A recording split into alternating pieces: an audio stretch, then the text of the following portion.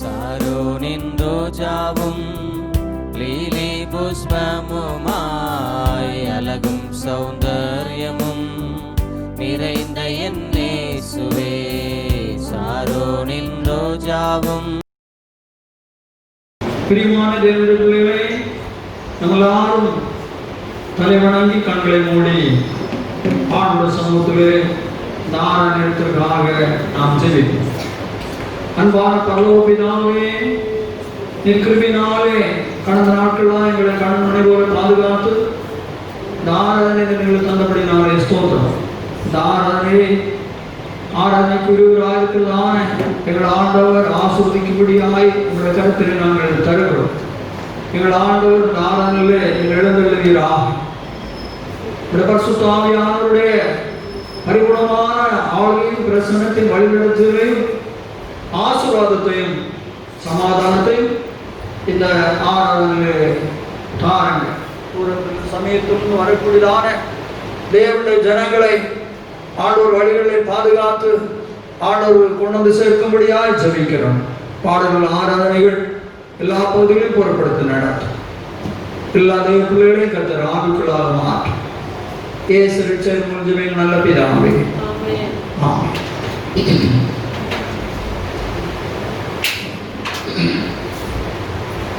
19வது பாட்டு.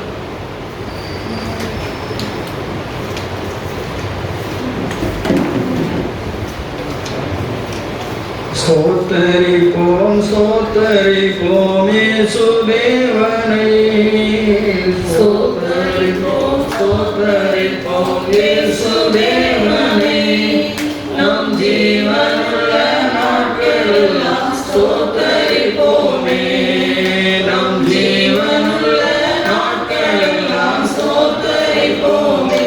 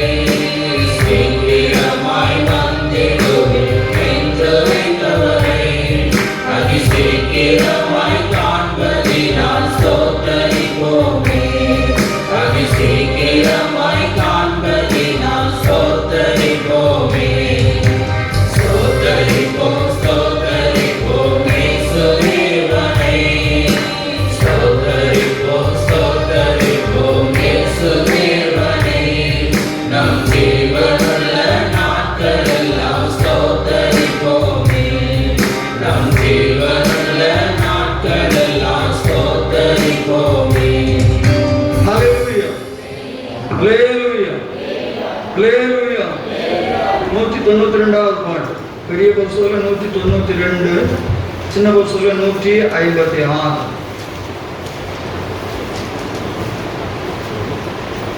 நல்ல போராட்டம் போராடு எல்லை நாடு, அல்லல் தொல்லை இல்லாமலோடு.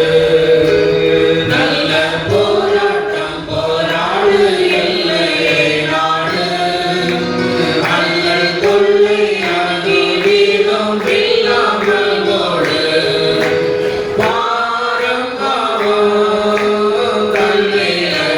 நோக்கி நேராய் ஓடு,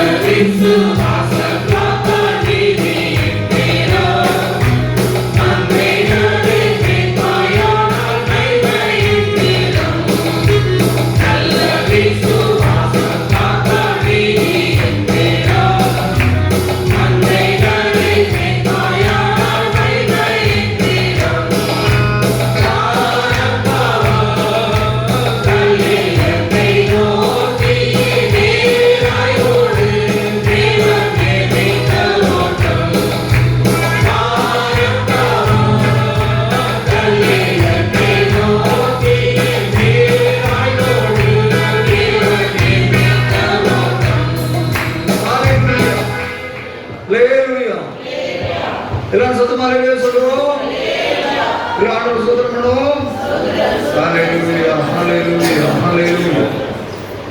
பெரிய புத்தகத்துல பாட்டு புத்தகத்துல 167, சின்ன பாட்டு புத்தகம் 131.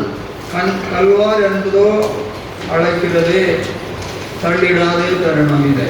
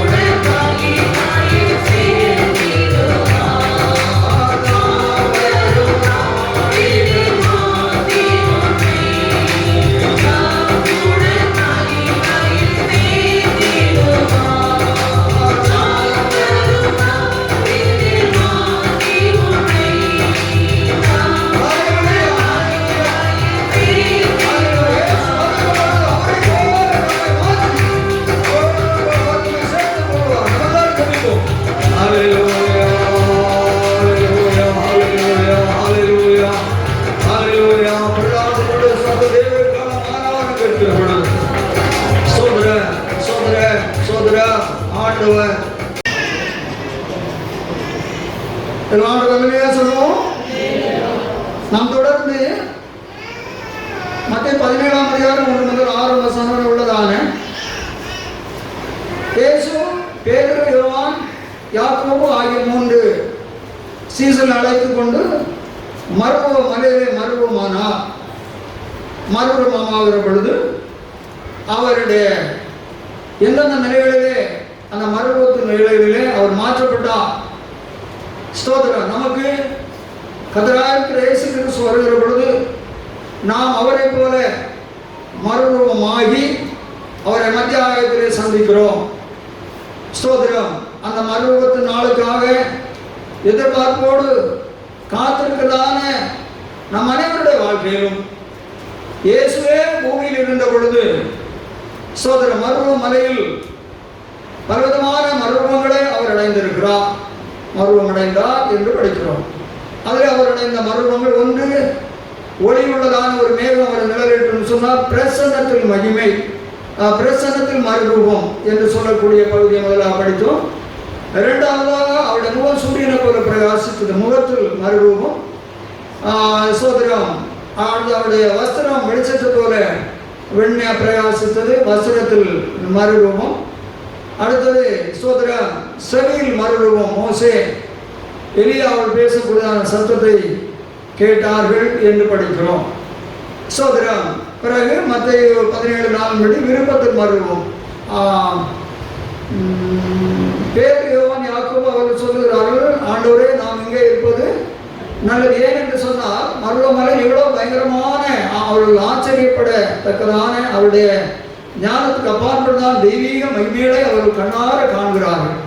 ஆகவே இங்கே நாம் இருப்போம், வேற எங்கு போக வேண்டாம். இது இவ்வளவு சந்தோஷத்தை சோதரர் நமக்கு தருகிறது, மகிமையான காரியங்கள் நாம் இங்கே பெற்றுக்கொள்கிறோம் என்று சொல்லி அவருடைய இதயத்திலிருந்து அவருடைய விருப்பத்தை சொல்ல நாம் இங்கே இருக்கிறது நல்லது என்று சொல்லி அவர்கள் அங்கே சொல்லுகிறது நாம் படித்தோம். சோதரம் இவைகளுக்கு வேத ஆதாரத்தோடு நாம் வாழ்க்கையில் இப்பேற்பட்டதான அனுபவங்கள் மறுரூபத்தின் அனுபவங்கள் நமக்கு அவசியம் என்று சொல்லி அருமையான விசுவாசிகளே நாம் வேதத்திலிருந்து படித்தோம். சோதர் ஒன்று சோதர் நம்முடைய வாழ்க்கையிலே தேவன் விரும்பாத மறுரூபத்தின் 2 குறித்து விருப்பத்தை குறித்து படித்தோம். தேவன் விரும்பக்கூடியதான 4 விருப்பத்தை குறித்து படித்தோம். ஒன்று, நாம் சுவிசேஷத்தை பிரசங்கிக்க வேண்டும் என்று பவுல் விரும்புகிறார். சுவிசேஷத்தை பிரசங்கிப்பது என்மேல் விழுந்த கடமை என்றும் அதை நான் பிரசங்கிக்காமல் போனால் ஸ்தோத்திரம் எனக்கு ஐயோ என்றும் சொல்லி படித்தோம். இரண்டாவது ஸ்தோத்திரம் ஏழாவது ராஜா யோவான் சார்ந்து சொல்லக்கூடியதான அந்த தேவ மனிதனுடைய அவனை பயந்து அவனை பாதுகாத்து அவனுடைய ஆலோசனைப்படியெல்லாம் விருப்பத்தோடு செய்து வந்தான் என்று படித்தோம். இதுபோல நம்முடைய கிறிஸ்தவ வாழ்க்கையில் ஊழியருடைய ஆலோசனைப்படி தேவ பிள்ளைகள் சோதரம் செய்ய வேண்டும் என்று சொல்லக்கூடிய விருப்பங்கள் நமக்கு அவசியம். அது நமக்கு மிகுந்த ஆசீர்வாதத்தை கொண்டு வருகிறது என்று படித்தோம். சோதரம் மூணாவது, கிரேக்கர்கள் இயேசுவை காண விரும்பினார்கள் என்று பிலிப்பிடத்தில் இதுவரை நாம் விசுவாசிகளாக இருந்தாலும் அன்றாட கிறிஸ்தவ வாழ்க்கையில் தேவ பிரசன்னத்தில் அனுப்பப்பட்டவர்களாக சோதரம் தேவ பிள்ளைகளே சோதரம் தேவனோடு சோதரம் நாம் சஞ்சரிக்கிறவர்களாக சோதரம் தேவனை தரிசிக்கிறவர்களாக சோதரம் நாம் காணப்பட வேண்டும். அந்த அனுபவத்திலே நாம் ஜீவிக்க வேண்டும் என்று சொல்லி சோதரம் படித்தோம். நான்காவதாக இயேசு உபதேசத்தை அநேக விருப்பத்தோடு கேட்டார்கள். நாம் சோதரம் பழைய ஏற்பாடும் புதிய ஏற்பாடிலும் நம்முடைய ஆண்டவர் நமக்கு இழுத்திருக்கான உபதேசத்தை ஒன்றையும் தள்ளாமல் எல்லாவற்றையும் உபதேசத்தை விருப்பத்தோடு கேட்டு அந்த உபதேசம் இப்படியாக நாம் ஜீவிக்க வேண்டும் என்று சொல்லி நாம் படித்தோம். ஒரு சொல்லுவோம். ஐந்தாவதாக அப்போஸ்தலர் 20:24 ஆகிலும் அவைகளில் ஒன்றையும் குறித்து கவலைப்படேன். என் பிராணனையும் நான் அருமையாக எண்ணேன். என் ஓட்டத்தை சந்தோஷத்தோடு முடிக்கவும் தேவனுடைய கிருபையின் சுவிசேஷத்தை பிரசங்கம் பிரசவம் பண்ணும்படிக்கு நான் கர்த்தராகிய இயேசு கிறிஸ்துவினிடத்தில் பெற்ற ஊழியத்தை நிறைவேற்றவுமே விரும்புகிறேன். ஒரு அல்லேலூயா சொல்லுவோம். 22 23 அதே 22 23. இப்பொழுதும் நான் ஆவியிலே கட்டுண்டவனாய் எருசலேமுக்கு போகிறேன். அங்கே எனக்கு நேரிடும் காரியங்களை நான் அறியேன். கட்டுகளும் உபத்திரவங்களும் எனக்கு வைத்திருக்கிறது என்று பரிசுத்த ஆவியானவர் பட்டணந்தோறும் தெரிவிக்கிறதை மாத்திரம் அறிந்திருக்கிறேன். 23 படிச்சாச்சு. அப்போ பவுல் சொல்லுகிறார், உபத்திரவங்கள் கட்டுகள் இருக்கிறது என்று சொல்லி ஆவியான திட்டமாய் சொல்லுகிறார். ஆனாலும் என் பிராணனை அருமையாக எண்ணேன். என்னை ஓட்டத்தை சந்தோஷமாக நான் ஓடி முடிக்க வேண்டும். நான் கர்த்தரிடத்தில் பெற்ற ஊழியத்தை நிறைவேற்ற விரும்புகிறேன். ஊழியத்தில் வரக்கூடிய பாடுகள், சோதனைகள், எதிர்ப்புகள், போராட்டங்கள், இவர்களுக்காக நான் ஒன்றும் கவலைப்படுகிறதில்லை. ஒரே ஒரு கவலை உண்டு. நான் இந்த ஊழியத்தை யாரிடத்திலிருந்து பெற்றேன்? கர்த்தரிடத்திலிருந்து பெற்றேன். ஆகவே தேவனிடத்திலிருந்து நான் பெற்ற ஊழியத்தை நான் நிறைவேற்ற வேண்டும் என்று சொல்லி விரும்புகிறார். பவுல் சொல்லுகிறார். இதுபோல இது பவுலுடைய தேவன் அப்போஸ்தலனாகிய பவுல் தேவனுடைய ஜனங்களை அவன் சோதரம் கட்டி துன்பப்படுத்துகிற பொழுது வானத்தில் தமஸ்குவுக்கு போகிற வழியில் மத்தியானத்தில் வானத்தில் உண்டான மகாபிரதான பேரொழியினாலே அவன் பார்வையிழந்தவனாக அவன் விழுகிறான். அப்பொழுது சோதரம் ஆண்டோட சத்தத்தை கேட்கிறான். முள்ளில் உனக்கு உதைக்கிறது உனக்கு கடினமா என்று சொல்லி தேவன் சொல்கிறார். அப்பொழுது அவன் விஷயத்தெல்லாம் கேட்கிற பொழுது தேவன் மறுபடியும் பேசி, சோதரா நீ அனனியா விட்டு என்ன செய்யணும்? போனோம் என்று சொல்லி அனனியா போய் அவர் ஜெபம் பண்ற பொழுது மீன் செயல் போல கண்களில் இருந்து விழுந்து அவன் பார்வை அடைகிறான். நீ என்னை தாமதிக்கிறது என்ன? எழுந்து ஞானஸ்நானம் பாவங்கள் போக்க கழுவப்படு என்று சொல்கிறான். அனனியா சொல்றான், ஆண்டவரே இவ்வளவு பயங்கரமாக தேவஜனங்களை துன்பப்படுத்துகிறார் என்று சொல்லி நான் கேள்விப்படுகிறேன். அப்படி இருக்கிற பொழுது அவர் என்னிடத்தில் அனுப்புகிறது என்று சொல்கிறார். அப்பொழுது ஆண்டவர் சொல்கிறார், அவன் என்ற நாமத்தை எவ்வளவோ பாடுபடணும். நான் தெரிந்து கொண்ட பாத்திரமாக இருக்கிறேன்.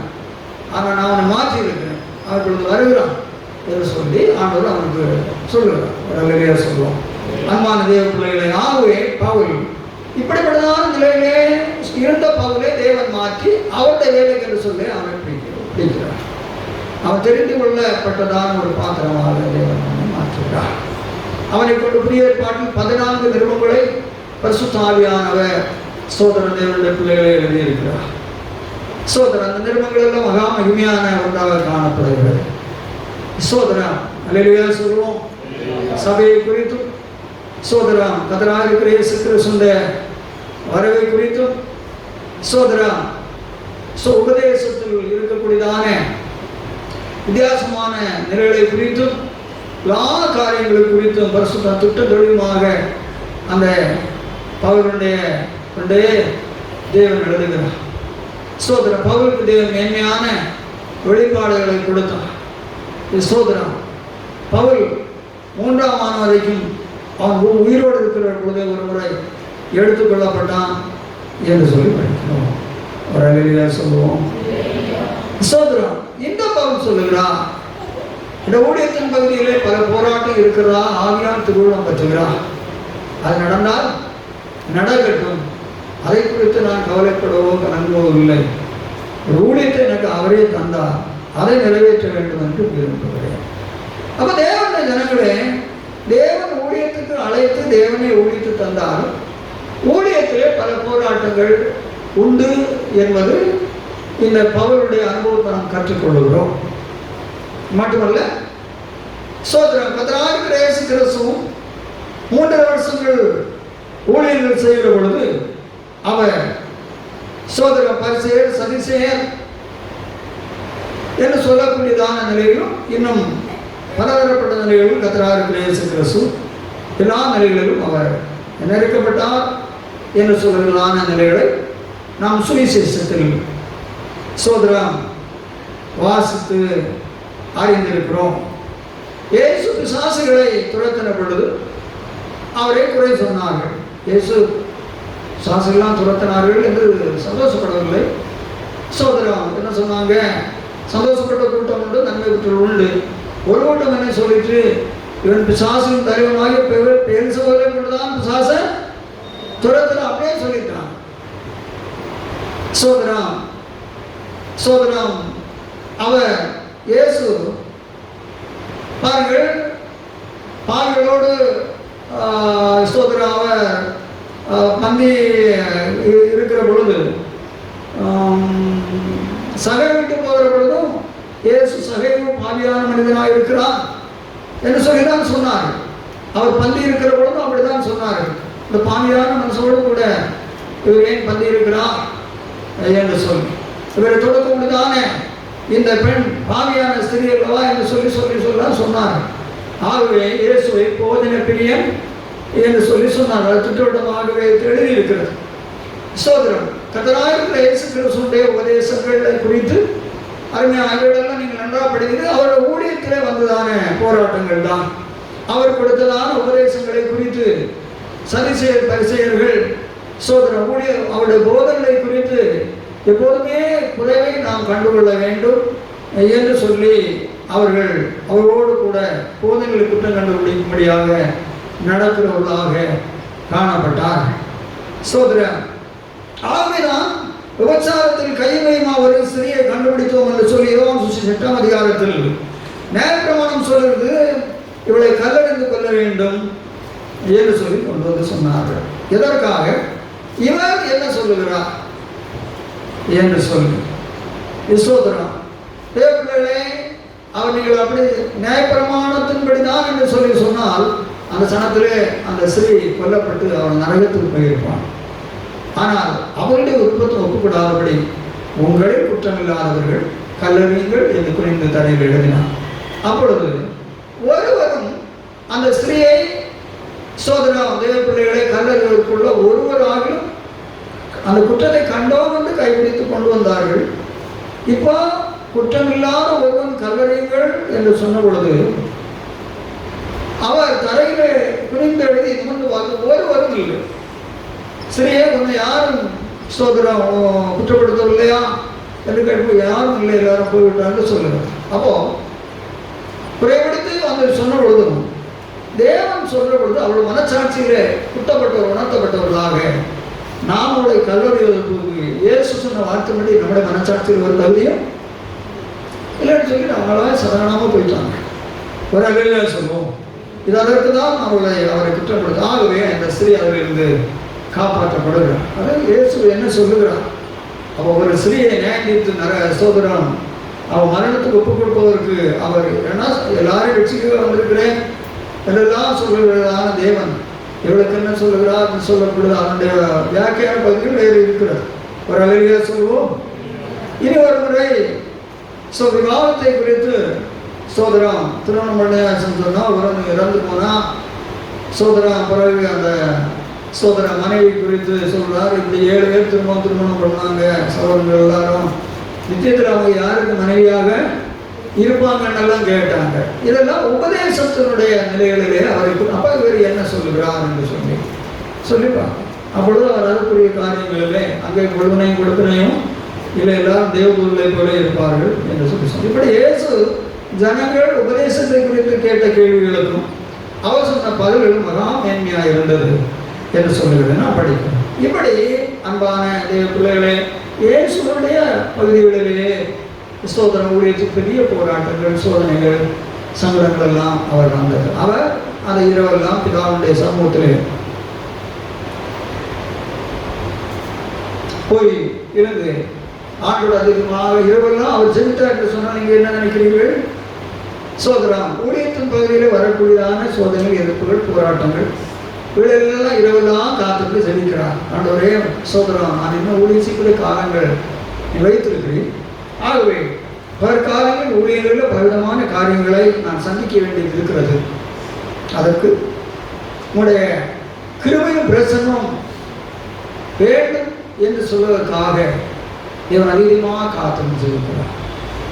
செவிக்கிற பொழுது வரக்கூடியதான போராட்டங்களை அவர் சுலபமாக அன்பானவர்களே ஜெயமெடுத்து ஸ்தோத்திரம் தன்னுடைய ஊழியத்தை மகிமையாக நிறைவேற்றி அவர் கடந்து போனார். இது அவர் வலுவாரசத்திலே இப்பொழுது நீட்டிருக்கிறார். இதுபோல ஊழியங்களிலே தேவன் அழைத்தாலும் தேவன் கொடுத்த ஊழியத்தை அன்பான தேவ பிள்ளைகளே செய்தாலும் ஊழியத்திலே போராட்டங்கள் உண்டு. நாம் அந்த போராட்டங்கள் சோதனைகளினாலே தோண்டு போனால் ஊழியம் செய்யவே முடியாது. இது நான் அல்ல, எத்தனையோ பரிசுத்த விசுவாசிகள் அவங்களுக்கு தெரியும். எத்தனையோ பரிசுத்தவான்கள் சாட்சிகளாக சொல்லுகிறார். ஊழியங்களில் வரக்கூடிய சோதனைகளை எண்ணி பார்த்தால் ஊழியமே செய்ய முடியாது, ஒரு இடத்துல ஒதுக்கித்தான் உட்கார வேண்டும் என்று சொல்லி எத்தனையோ தெய்வ மனிதர்கள் சொல்லுகிறார். சோதனை ஒரு அலையிலையா சொல்லுவோம், அலையிலையா சொல்லுவோம். அவர் அதைத்தான் சொல்லுகிறார். ஆனாலும் சோதனை தேவனுடைய பவுல் சொல்லுகிற பொழுது கப்பற் சேதங்களால் வந்தான சோதனைகள், சோதனா கள்ள சகோதரனால் வந்த சோதனைகள், நிர்வாணங்கள், குளிர்கள், பட்டினிகள் என்றெல்லாம் ஒரு பகுதியை சோதனைகள் வந்ததான லிஸ்டை குறித்தும் அவர் சொல்லுவோம். ஆகவே கிறிஸ்தவன் விட்டு என்னை பிரிப்பவன் யார் என்று சொல்லி ரோமர் 8ஆம் அதிகாரத்தில் உபத்திரவமோ மரணமோ வியாபகமோ நிர்வாணமோ நாசமோசமோ பட்டயமோ என்று சொல்லி இவளெல்லாம் சோதை என்று சொல்லி அவர் சொல்கிறார். என்னை நிற்க முடியாது நிச்சயித்திருக்கிறேன் என்று பவுல் 8 தானே வரும், 37 வேண்டாமா? அப்படி கிறிஸ்துவின் அன்பை விட்டு நம்மை பிரிப்பவன் யார்? உபத்திரவம், துன்பம், பசி, நிர்வாணம், நாசமோ, பட்டயமோ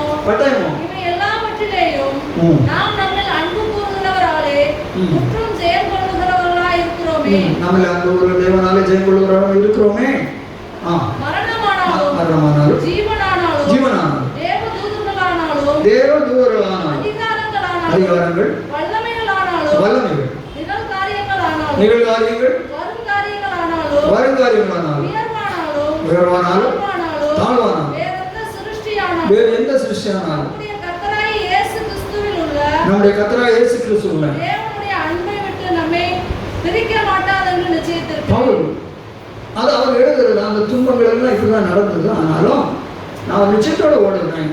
என்ன நடந்தாலும் என்னை அழைத்த தேவனை விட்டு என்னை ஒரு சூழ்நிலை பிரிக்க முடியாது என்று சொல்லக்கூடிய நிச்சயத்தோடு பிரியமான தேவனுடைய பிள்ளைகளை பவுல் தன்னுடைய ஓட்டத்தை முடித்தார் என்று படிக்கிறோம். கர்த்தராகிய இயேசு கிறிஸ்து பாடுகள் இருந்தது பவுலுடைய வாழ்க்கையிலும்.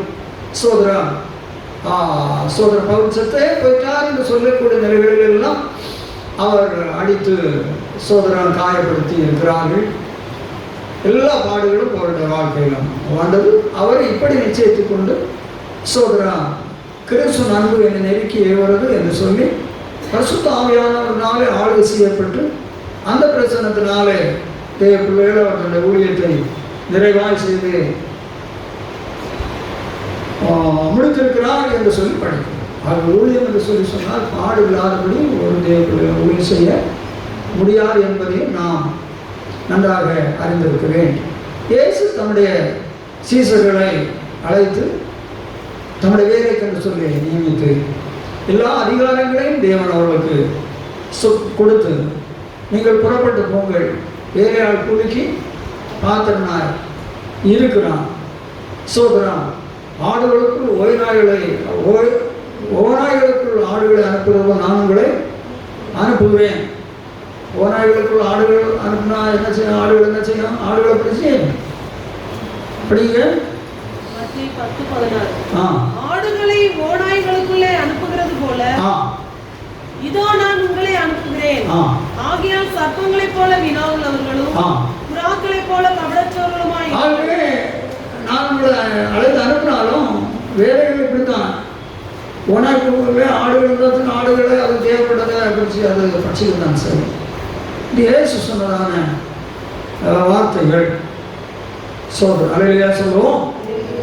சோதரர் அப்படி தேவ பிள்ளைகளே, அப்படின்னா ஊழியத்தில் இப்படி பாடுகள் உண்டு என்றுதான் தன்னுடைய தாசன்மார்களை அழைத்த பொழுது சொல்லிதான் அனுப்பினான். சோதரம் அவர் ஊழியர் செய்வது கஷ்டம். நான் செய்வடைய நாம் நிஜமாக நடத்தினாலும் ஊழியத்தில் பாடுகள் உண்டு என்று சொல்லிதான் அனுப்பினான். அதன் மத்தியிலும் உங்களை ஏற்றுக்கொள்வர்களை கிளம்படைங்க. நீங்கள் ஒரு பட்டணத்தில் போகிற பொழுது கிளம்படிங்க. 10 கிலோ தான். ஒரு பட்டணத்தில் உங்களை துன்பப்படுத்தினால் மறு பட்டணத்திற்கு ஓடி போங்கள். மனுஷகுமாரன் வருவதற்கு அந்த இதுல நம்ம மேலபடி மனுஷரை குறித்து எச்சரிக்கையா இருங்கள். அதில் வருது உங்களை ஏற்றுக்கொள்வார் உண்டான்னு சொன்னா நீங்க அங்க தங்கிடுறது அப்படிமா எந்த பட்டணத்திலாவது கிராமத்திலாவது நீங்கள் பிரவேசிக்கும் போது அதனை பாத்திரமானவன் யார் என்று விசாரித்து நீங்கள் புறப்படும் அளவும் அவரிடத்தில் தங்கியுங்கள். ஒரு வீட்டுக்குள் பிரவேசிக்கும் போது அதை வாழ்த்துங்கள். அந்த வீடு பாத்திரமா இருந்தால் நீங்கள் கூறின சமாதானம் அவர்கள் மேல் வரக்கடவது.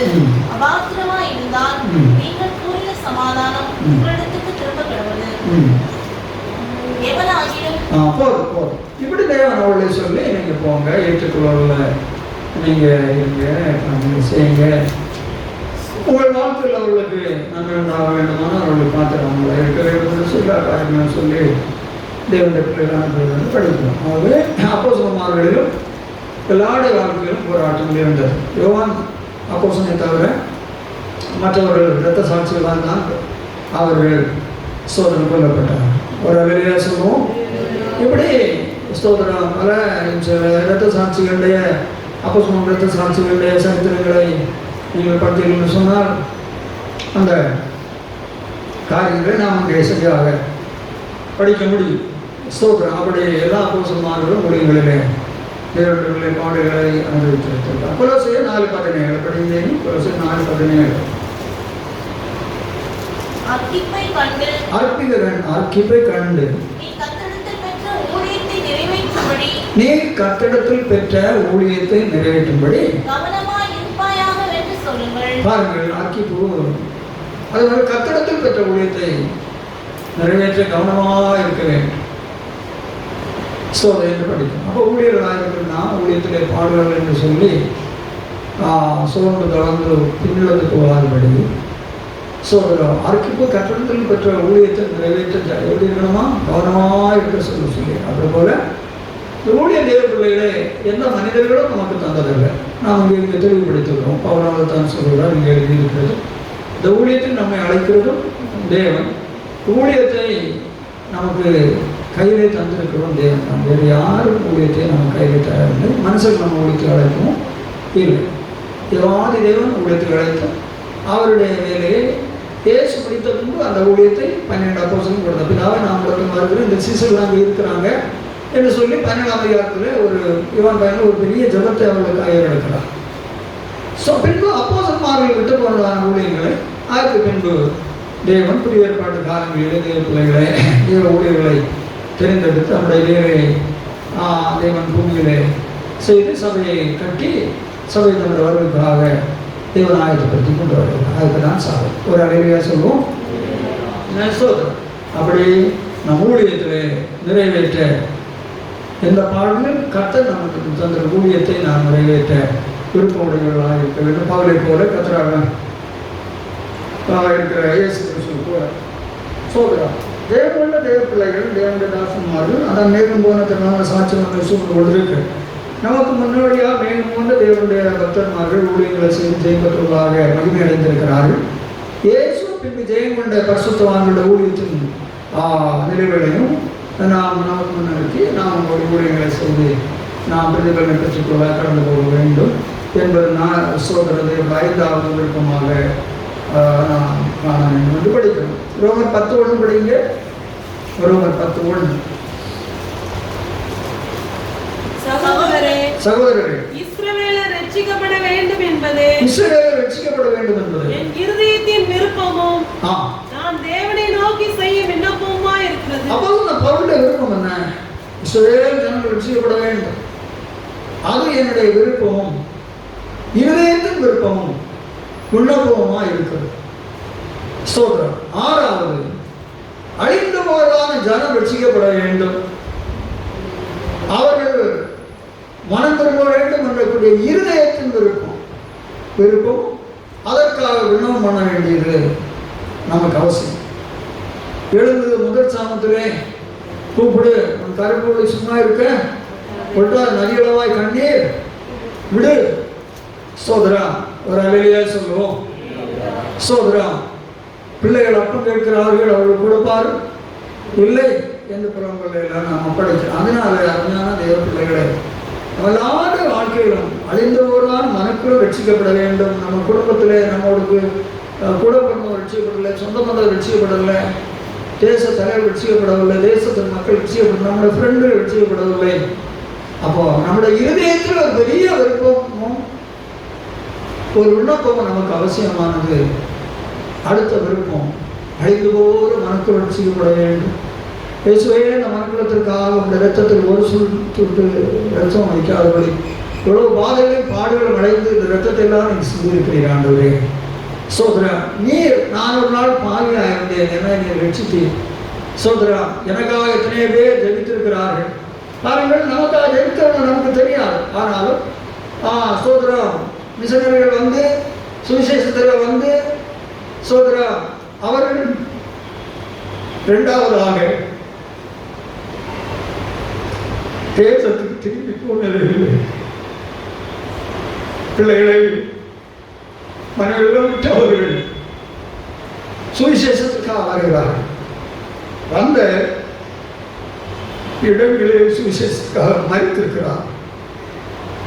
அப்போ தேவ பிள்ளைகளே, நாம் எதனாலே நாம் ரட்சிக்கப்பட்டிருக்கிறோம்? நம்ம புண்ணியங்களினால இல்லை. நமக்காக கர்த்தராகிய இயேசு கிறிஸ்து சிலுவையில் சொல்லியிருக்கிறார். அடுத்தது, எத்தனையோ மிஷனரிகள் தேவ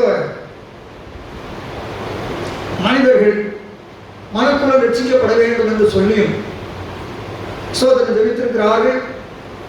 அவர்கள் தங்கள் சொந்த தேசங்களை இனதின பந்துக்களை விட்டு வந்த இடத்திலே இரத்த சாட்சிகளாக தனத்துடைய ரட்சிப்புக்காக மறித்திருக்கிறார். அல்லேலூயா சொல்லுவோம். சோதரம், இப்போ நாம் ரட்சிக்கப்பட்டிருக்கிறோம். நமக்கு இருக்க வேண்டியதான இதயத்தின் விருப்பம் இதுபோல. சோதரன், நாம் மனுஷன் ரட்சிக்கப்படாமல் ஜனங்கள் ரட்சிக்கப்பட வேண்டும் சொல்ல பெரிய இதயத்தில் இருக்க வேண்டும். நாம் மேலோட்டமாக ஜனங்கள் ரட்சிக்கப்படவில்லை என்று சொல்லி நாம் சொல்லுகிறோம். ஆனால் அதற்காக நாம் ஒரு கிரேம் செலுத்துகிறது. சொல்லுற எல்லா தேவர்களாக நாம் சொல்லத்தான் செய்கிறோம், சொல்லாமல் இல்லை, நினைவு உண்டு. ஆனால் அதற்கு கிரகம் செலுத்தி அந்த ஜனத்தின் தேசத்தின் ரட்சிப்புக்காக நாம் ஒரு பொருட்படுத்து அவ இதயத்தில் வாஞ்சித்து அப்படி ஒரு விண்ணப்பங்களை ஜனத்தின் ரட்சிப்புக்காக நாம் ஜெபிக்கிறது இல்லை. ஏதோ சில நேரங்களை நாம் ஜெபித்து விடுகிறோம். அப்படி இல்லை தேவ பிள்ளைகளை. சோதரம், நாம் நம்முடைய இதயத்தின் விருப்பம் மனக்கு ரட்சிக்கப்பட வேண்டும் என்று சொல்லக்கூடிய மாறாத விருப்பம் நமக்கு மிகவும் அவசியம். ஒரு அல்லேலூயா சொல்லுவோம். ஸ்தோத்திரம். அடுத்த 7வது படியுங்கள். 1:14 14:1 5 அன்பை நாடுங்கள், ஞான வரங்களை விரும்புங்கள், விசேஷமாக. அடுத்தது, வரங்களை தேவ பிள்ளைகளை விரும்ப வேண்டும். அன்பை நாடி ஞான வரங்களை விரும்ப வேண்டும் என்று சொல்லி படிக்கிறோம். வரங்கள் தேவ பிள்ளைகள் தேவை.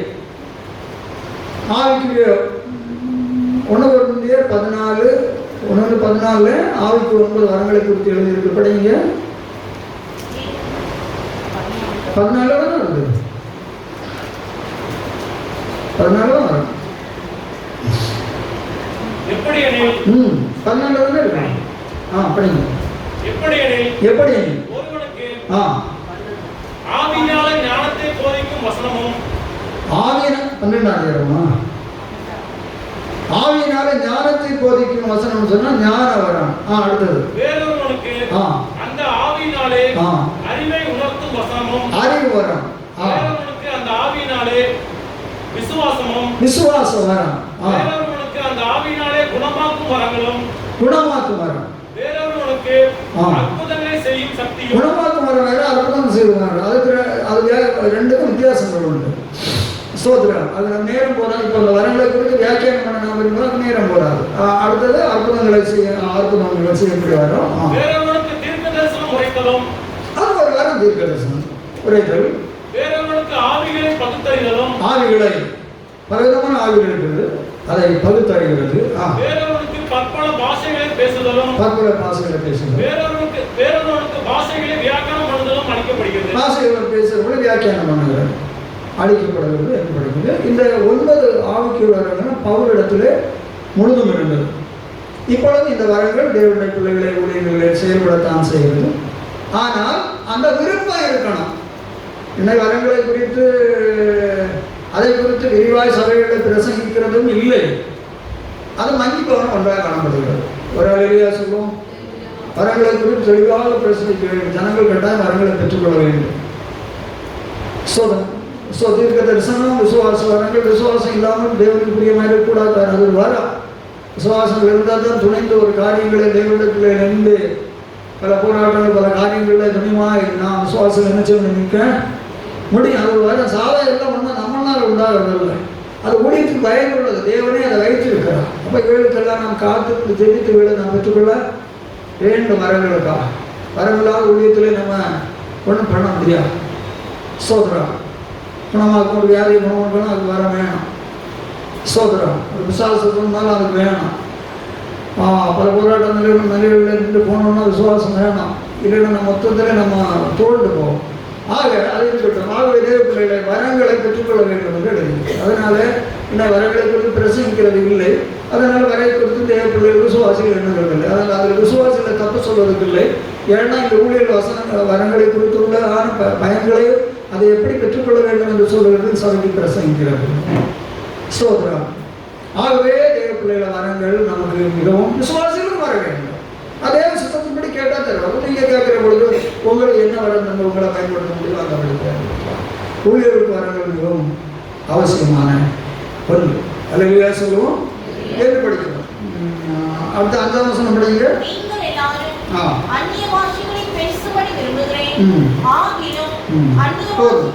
அதுதான் அந்நிய பாஷை பேசணும். அப்போ ரட்சிக்கப்பட்டு பரிசுத்தான அம்சம் பெற்றாலும் அந்நிய பாஷை என்ன செய்யும்? கிடைக்கும். அதனால விசுவாசிகளே கவனிக்கிறதா, நீங்கள் பல விசுவாசிகள். ஆனால் அவருக்கு வரங்கள் எல்லாம் விருப்பம் இருக்கணும். அடுத்தது பரிசுத்தாவின் அம்சம் பெற்றால் அந்நிய பாஷை என்ன செய்யும்? கிடைக்கும். முதலாம் அப்போஸ்தலர் 2ஆம் அதிகாரத்தில் சோதரம் பரிசுத்தாவின் ஊற்றப்பட்டு அவர் வெவ்வேறு பாஷைகள் பேச தொடங்கினார். அதனால வரங்களை பெற்றுக்கொள்ள வேண்டும் என்று சொல்கிற விருப்பம் உங்களுக்கு இருக்கணும். கட்டாயம் பெற்றுக்கணும். விசுவாசிகள் நிச்சயம் தேவ வரங்களை தருகிறார். ஸ்தோத்திரம். அடுத்தது பரிசுத்தாவி பெற்றுக்கிடணும். பரிசுத்தாவி அநேகர் பெற்றுக்கிடல. சில கேட்டால் சொல்கிறாங்க பெற்றுக்கிட்டோம்னு சொல்கிறாங்க. ஆவி நிறைவு இல்லை, அந்நிய பாஷையும் இல்லை. அவங்க எண்ணெய் பெற்றாங்களோ எண்ணெய்க்கு அதை விட்டாங்களோ அதை ஆடுறது அவங்களுக்கு தான் தெரியும். அதே பெற்றிருப்பாங்க, நஷ்டப்படுத்தி இருக்கிறாங்க. இப்போ அபிஷேகம் கிடையாது, அந்நிய பாஷை ஒன்றும் கிடையாது. ஆரணை வந்துட்டு பாடி கைது பாடிக்கிட்டு ஆண்டு வாசல் கேட்டு போனாங்க. சரி, ஒரு நாள் நான் ஆவியில் இருந்து ஜெயித்தேனே, சோதரம் 10 மாசுகளை பேசி நான் சந்தோஷப்பட்டேனே. ஆண்டவரே இந்த அன்பு எல்லாம் என்னோட போயிட்டேன், விடுபட்டு போயிட்டேன், குறைபட்டு போனேனே, என்ன நிலவந்த நிலைமையில வந்துட்டு ஒழுங்கெல்லாம் ஆகி போனேனே என்று சொல்லி அதுக்காக பாரப்படுறதோ ஏங்குகிறதோ எழுதுகிறதோ ஒன்றும் இல்லை. சரி, இதுதான் வாழ்க்கை, போனது போட்டு அப்படியே இல்லை. விசுவாசிகள் அது பெரிய தவறு. ஸோ அது நம்முடைய வாழ்க்கையில் இருக்கிறதான கூட நம்முடைய ஜீவத்தில் அவளை நாம் நஷ்டப்படுத்தி இருக்கிறோம், இழந்திருக்கிறோம் என்பதை தான் நாம் காண்போம். 10 வெள்ளிக்காசை காணாமல் போன பொழுது அவள் சும்மா இருந்தாளா?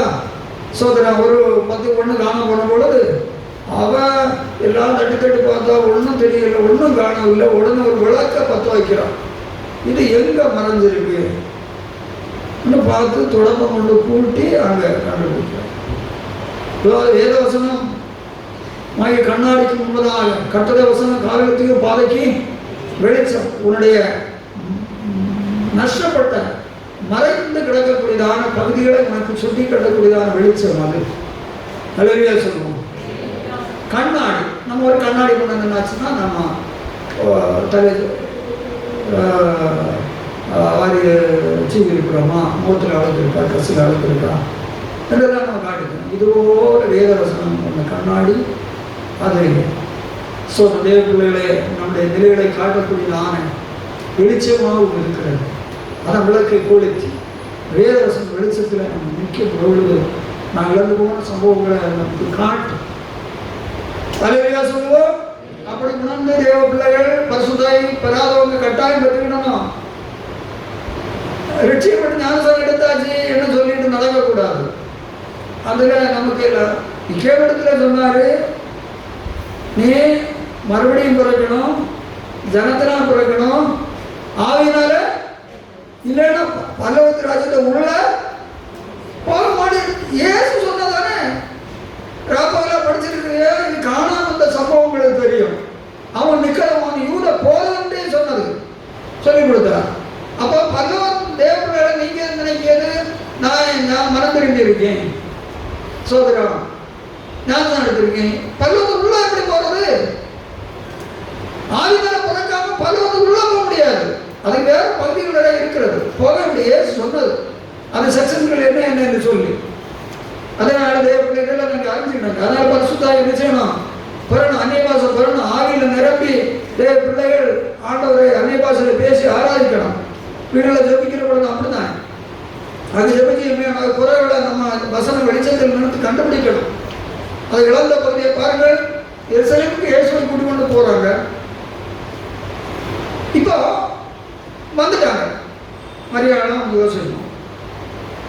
இயேசு கூட வருகிறாங்கன்னு வந்துட்டாங்க. திரும்பி பார்த்த இயேசு காணல. ஐயோ, நான் பையனை விட்டுட்டு வந்துட்டோமே என்ன சொல்லி இவங்க எங்கே விட்டார்களோ விட்டுட்டு எவ்வளவு தூரம் வந்துடும். அதே தூரம் மறுபடியும் திரும்பி நடக்கிறார்கள். நடந்துதான் இயேசுவை கண்டு குடித்தார்கள். அல்லவே சொல்லுவோம்.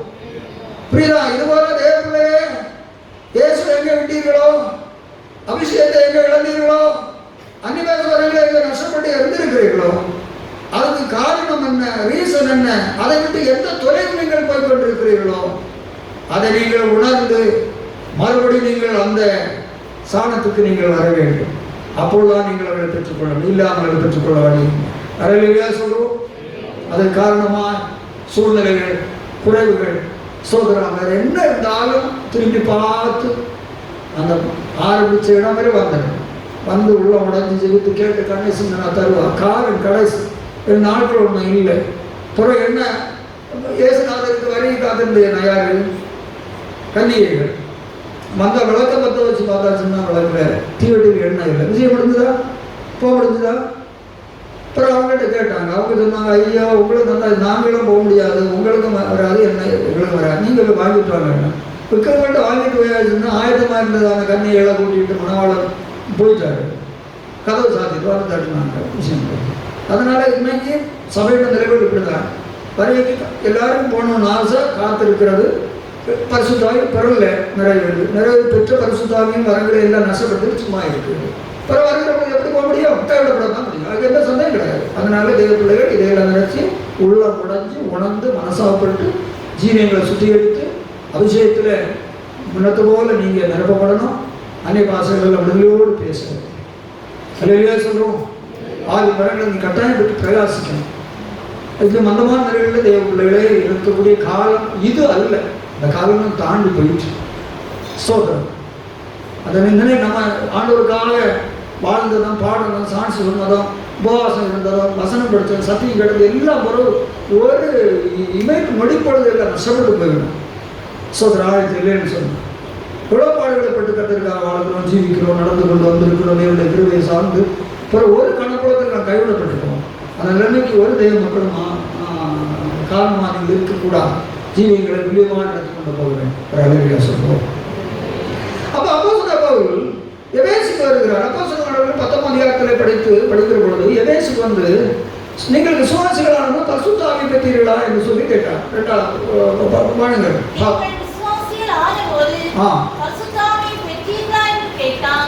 அதற்கு அவர்கள் பரிசுத்தாவி உண்டென்பதை நாங்கள் கேள்விப்படவே இல்லை என்றார்கள். பரிசுத்தாவி எங்களுக்கு பெறவே இல்லை கேள்வியே. படவில்லை என்று சொல்லுகிறார் அருமையான தேவர்களே சொல்லுகிறார். அப்ப அநேக வாழ்க்கையில சோதரம் அபிஷேகம் பெறணும் ஒன்றும் தெரியல, அதை குறித்து கேள்விப்படாத நிலையில் இருக்கிறாங்க. அது யாருக்கோ பரிசுத்தாவின் விஷயம் அன்னை பாஷைகள்லாம் என்று சொல்லி தேவ பிள்ளைகள் இருக்கிறார். எபேசுவில் அங்கே ஜனங்கள் அதைத்தான் சொன்னார். பின்பு பவுல் அவளை அபிஷேகத்து நேரம் நடத்தி அவள் அன்னை பாஷையில் அபிஷேகம் கிடைக்கிறார் சொல்லி நம்ம படிக்கும் ஸ்தோத்திரம். அதனால அப்படிமான தேவனுடைய பிள்ளைகளே நம்முடைய வாழ்க்கையில நாம் சோதரவை நாம் சிந்தித்து பார்த்து இன்று கேட்ட வசனத்தின்படி நமக்கு கர்த்தரின் பெற்ற ஊழியத்தை நிறைவேற்ற வேண்டும் என்று சொல்லி ஒரு விருப்பத்தை நாம் விட்டுவிடக் கூடாது. இரண்டாவது, ஜனங்கள் ரட்சிக்கப்பட வேண்டும் என்று சொல்லி இருதயத்தின் விருப்பம் விண்ணப்பம் நமக்கு உண்டாக வேண்டும். அதுக்கு அவர் கிரேயில் எல்லா விசுவாசமும் செலுத்த வேண்டும். மூன்றாவது என்னது? மூன்றாவது இப்போ நம்ம தியானிக்கிறது ஆவியின் வரங்கள் நமக்கு வேணும். பரிசுத்தம் அன்னிகாசு வேணும், இல்லைன்னா பருவத்துக்குள்ள நம்ம போக முடியாது. ஸோ பரிசுத்தாவியை நம்ம ஆளுகை செய்தால் தான் தேவ பிள்ளைகளை நம்ம மனுஷர்கள் நம்ம ஆளுகை சீராக நடத்தி ஆவியாக நம்ம ஆளுகை செய்து பரிசுத்தாவின் பலத்தை நம்ம சீராக ஜீவித்துட்டு போக முடியும். நம்ம சாமர்த்தியத்தை நம்ம பண்ண முடியாது. நம்ம எல்லாரும் ஜெபம் பண்ணுவோம். ஆண்டவர் நம்மளை அதிகமாக ஆசிர்வதிப்பாராக. ஹல்லேலூயா, ஹல்லேலூயா, ஹல்லேலூயா. நாங்கள் இந்த விருப்பத்தை இப்படி இருந்தால் நாம் இயேசு வருகிறவங்களை மரணமாகலாம். இல்லை ஒன்றும் இல்லாத ஒரு வாழ்க்கை தேவ பிள்ளைகளை நாம் செய்தாச்சுன்னா மரணம் ஆக முடியாது. இயேசுவே பூமியில் இருக்கிறவர்கள் மர்ம மலையில மர்மம் ஆகியிருக்கிறார்கள் தான் எழுதியிருக்கிறது. அந்த சப்ஜெக்டை தான் நம்ம படிக்கணும். அவருக்கு அந்த அனுபவங்கள் பூமியில் ஒரு மாற்றங்கள் உண்டானால் நம்மள எவ்வளவு நிலைகளில் தெய்வீக சம்பந்தமான உள்ளான நிலைகளில் நமக்கு ஏற்படுதான மருவத்தின் அனுபவங்கள் நமக்கு மிகவும் அவசியம், மிகவும் தேவை. நம்மளே பற்றாக்குறைகளாக இருக்கிறோம், தரித்திரர்களாக நாம் இந்த ஆளுக்கு நிலையில் இருக்கிறோம், ஒன்றும் இல்லாதவர்களாக இருக்கிறோம். இந்த ஆளுக்கு எல்லாம் வெறுமையாக்கப்பட்டவர்களாக இருக்கிறோம். அதை நம்ம உணர்ந்து ஏசப்பா பசியத்தை நம்ம பசிக்கும் நமக்கு தெரியுது. ஆத்மாக்களை இதுபோல ஆண்டவரை ஆளுக்கு நான் ஒன்றும் இல்லையே, ஆளுக்கு தலைமை தரித்திரமாக கிடக்குத, மரணம் பிடிச்சதா கிடக்குத இருக்குத சோதரம் ஆளுக்கு நிலை நான் நலிந்து காய்ந்துமா இருக்கிறேன். ஆண்டவரே சோதரம் எலும்பு பள்ளத்தாக்கிலே உலர்ந்து பிரிந்து நடந்த எலும்புகளை போல இருக்கிற ஆண்டவரே, என்னை ஆவிக்கு ஆத்மீகம் சோதரம் எனக்கு உதவி செய்யுங்கப்பா. எந்த தேவப்பிள்ளைகள் இருந்து நீங்கள் விளையாட வேண்டும், சுக்கிரவை பெற வேண்டும், உற்சாகமடைய வேண்டும், சோர்வுகளை நீக்க வேண்டும், அசுத்தங்களை நீக்க வேண்டும். சோதரா சோதர சோதர சோதர சோதர சோதர ஹல்லேலூயா, ஹல்லேலூயா. எல்லாரும் ஜெபிப்போம், எல்லாரும் ஜெபிப்போம். கிறிஸ்துவ வாழ்க்கையில் தேவப்பிள்ளைகள் பாடல் உண்டு. நீங்கள் விசுவாசிகளாக இருந்தாலும் பாடுகள், ஆண்டவருக்காக வாழ்கிறவங்க பாடம் உண்டு. ஊழியர்களுக்கு மட்டுமல்ல, விசுவாச அருமையான மக்களே, உங்களுக்கும் கிறிஸ்துவ வாழ்க்கையில் ஆண்டவருக்காக நீங்கள் மகிமையாயும் கடந்து போவது வாழ்கிற பொழுது பாடு உண்டு. ஊழியர்களுக்கு உண்டு பாடு, விசுவாசிகளுக்கு உண்டு. சில குடும்பங்களை கூட ஆண்டவரை ஏற்றுக்கொண்டு ஆண்டவர் மகிமையை ஜீவிக்கிற பொழுது எவ்வளோ பாடுகள் நமக்கு வருது. புருஷனாலே பாடு, மனைவினால, பிள்ளைகளால பாடு, சொந்த பந்தங்களால குடும்பங்கள பாடு, சமுதாயத்தினால பாடுகள், ஆக எல்லா நிலைகளிலும் பாடுகள் உண்டு. சோதரா நாம் அந்த பாடுகளுக்காக சொல்ல போகக்கூடாது. ஹல்லேலூயா, ஹல்லேலூயா, ஹல்லேலூயா, ஹல்லேலூயா, ஹல்லேலூயா, ஹல்லேலூயா, ஹல்லேலூயா. மனக்குள்ள ரட்சிக்கப்படாது இருதயத்தின் விருப்பம் விண்ணப்பம். வரங்களை பெற வேண்டும், அந்நிய பாஷையை பெற வேண்டும், பரிசுத்தாவின் அபிஷேகம் பெற வேண்டும். சோதரா அபிஷேகம் பெற்றால்தான் பாஷை நமக்கு கிடைக்கும். சோதரா அபிஷேகங்களை பெறும்பொழுது ஆவியாரும் தரக்கூடிய வரங்கள் நமக்கு பரிமாறப்படும். ஆகவே இழந்த அபிஷேகத்தை பெற வேண்டும், இழந்த பாசங்களை பெற்றுக்கொள்ள வேண்டும், இழந்த ஆவிக்கின் அனுபவங்களை அனைவரை பெற்றுக்கொள்ள வேண்டும். ஆவின் நிலையில் உங்களுக்கு இருக்கக்கூடியதான கரித்திரமான சோதரா வறுமையாக்கள் நிலைகளை அன்பான தேவர்கள் அறிய வேண்டும். நீங்கள் ஆவிக்கு இந்த அனுபவங்களை எங்கே நஷ்டப்பட்டு எங்கே இழந்தீர்கள், காரணம் என்ன என்பதை அறிந்து நீங்கள் சோதர மறுபடியும் அந்த இடத்தின் பழக்கமாக தேடி வந்து நீங்கள் பெற்றுக்கொள்ள வேண்டும். வெள்ளிக்காசை இழந்ததான அந்த பெண்மணி விளக்கை கொளுத்தி வீட்டை பெருகி கண்டுபிடித்து அவள் பெரிய ஆனந்தம். இதுபோல இழந்த கிருபை, இழந்த அதிசயம், நஷ்டப்படுத்தின அந்நிய வாசைகள், ஆவிக்குரிய அனுபவங்களை தேவனே நீ பெற்றுக் கொள்கிற பொழுது உடைய வாழ்க்கையில் எவ்வளவு சந்தோஷம், எவ்வளவு முதுவரை, எவ்வளவு இன்பம், எவ்வளவு கலைவிடுதல். நீ எல்லாம் நஷ்டப்பட்டு வறுமையாக இருக்கிறாய், ஒன்றுமில்லாமல் இருக்கிறாய், என்ன வாழ்த்துகிறார் தம்பியே, சோதனை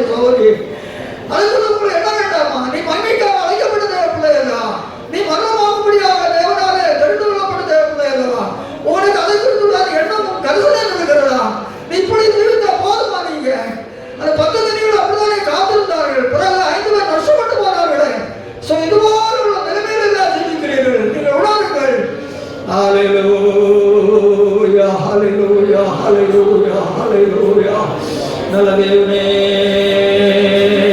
இறங்கப்பா. அடியாளுக்கு இறங்கும், குறைகளை மன்னி, குற்றங்களை மன்னி, சோர்வு தளர்ந்த நிலைகளை, பின்னிட்டு போற நிலைகளை, கஷ்டப்பட்ட நிலைகளை உங்களுடைய தகவலுக்கு கொடும்.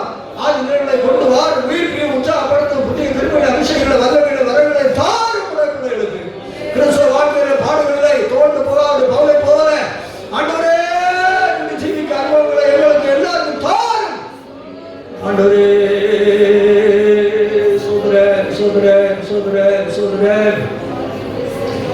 எண்ணிறந்த தூதர் கூட்டம் எண்ணில் நின்று போற்றும் நாளில் எண்ணிறந்த தூதர் கூட்டம் எண்ணில் நின்று போற்றும் நாளில்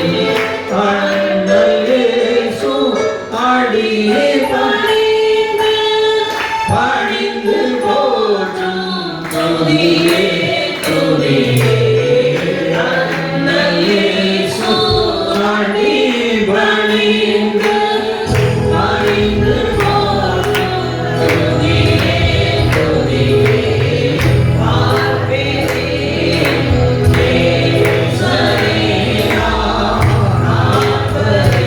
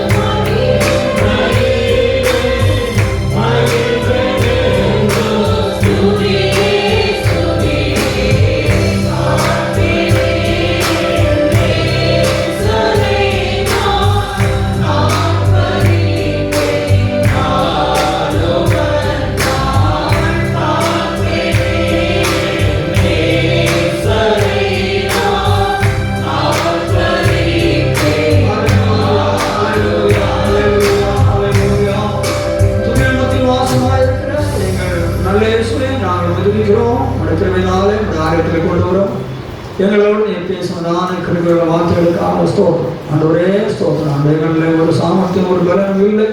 உங்களால் ஒன்றும் செய்யக்கூடாது என்று சொல்லி எங்களால் ஒன்று கூட செய்ய முடியாதுப்பா ஆண்டவரே. ஸ்தோத்திரம் ஆண்டவரே. இதை நாங்கள் தியானித்துக் கொண்டிருக்கும்படியா ஆண்டவரே எங்கள் மர்மமாக்கப்பட்ட நல்ல விருப்பங்கள் அவசியம் என்று கேட்டால் சத்தியத்தின்படியாக கிறிஸ்தவ வாழ்க்கையிலே ஆண்டவரே விசுவாசிகள் ஊழியர்களுக்கு பாடுகள் உண்டு. அவர்களுடைய நிறைவுகளே கொடுக்கப்பட்ட பாடுகளினால் துவண்டு போகாதபடி அவர்களுக்கு கொடுக்கப்பட்ட தேவ சித்தங்களை ஆண்டவர் நிறைவேற்றி போகக்கூடியதான கிருபைகளை தான் அவர் கத்தத்தில் பெற்றதான அந்த ஊழியத்தை நிறைவேற்ற விரும்புகிறேன் என்று அதுபோல ஆண்டவர் ஊழியங்களை நாங்கள் எப்போதும் விருப்பத்தோடு நிறைவேற்ற ஆண்டவர்களை பிறந்தது அதிகமாக நடத்த வேண்டும் ஆண்டவரே. அதுபோல ஜன ரட்சிக்கப்படவில்லை நாங்கள் சொல்லுகிறோம், ஆனாலும் அதுக்காக ஒரு கிரயம் செலுத்தி விவேகத்திலே என்று போல் சொல்லுகிறார். அப்படிப்பட்ட விண்ணப்பம் ஜபங்களும் அந்த விருப்பங்களும் தேசத்தில் ஜன ரட்சிக்கப்பட வேண்டும் என்று சொல்லப்பட்ட விருப்பத்தை தான். 3 வரங்களை பெற வேண்டும், அபிஷேகம் பெற வேண்டும், கர்த்தருக்கு எழுப்பி பிரகாசிக்க வேண்டும், இழந்தவன் நன்மைகளை பெற்றுக்கொள்ள வேண்டும் என்று சொல்லக்கூடிய மேலான விருப்பங்களை தந்து இழந்ததும் நஷ்டப்படுத்தினதுமான ஆண்டவரை பின்தங்கிய ஜீவியங்கள், சொந்தமான ஜீவியங்கள், அனவற்ற ஜீவியங்களை எல்லாம் அவர் எண்ணி பார்த்து ஆத்மீக நன்மைகளை கடந்து வந்து வருகைக்காக ஆயத்தமாக உள்ளது. சரி, பசங்க கேட்ட எல்லா குடும்பங்களையும் ஆசும் ஆண்டத்துடன் நடக்கிறதான தானே பிரச்சனை கூட இருக்கட்டும். ஆண்டவரே ஸ்தோத்திரம். ஆண்டவரே இந்த பிரச்சனையான குழந்தை குடும்பத்தையும் ஆசிரியர்களே ஆசீர்வதியும் கனத்துணையும் இல்லாமல் செலுத்துகிறோம். இயேசு ரட்சகர் முடிஞ்சவே நல்ல பிதாவே. என் ஆத்மாவே கர்த்தரை ஸ்தோத்திரி, உங்களுடைய பரிசுத்த நாமத்தை ஸ்தோத்திரி. என் ஆத்மாவே கர்த்தரை ஸ்தோத்திரி, கர்த்தருக்கு சகலோகங்களும் வரவாங்க. நம்முடைய கர்த்தராகிய இயேசு கிறிஸ்துவின் கிருபையும் பிதாவாகிய தேவனுடைய அன்பும் பரிசுத்தாவியோட ஐக்கிய சிநேகம் நம்ம சகல பரிசுத்தவான்களோடு கர்த்தருடைய வழிபாடு இருப்பதாக. அனுக்கிரகத்தோடே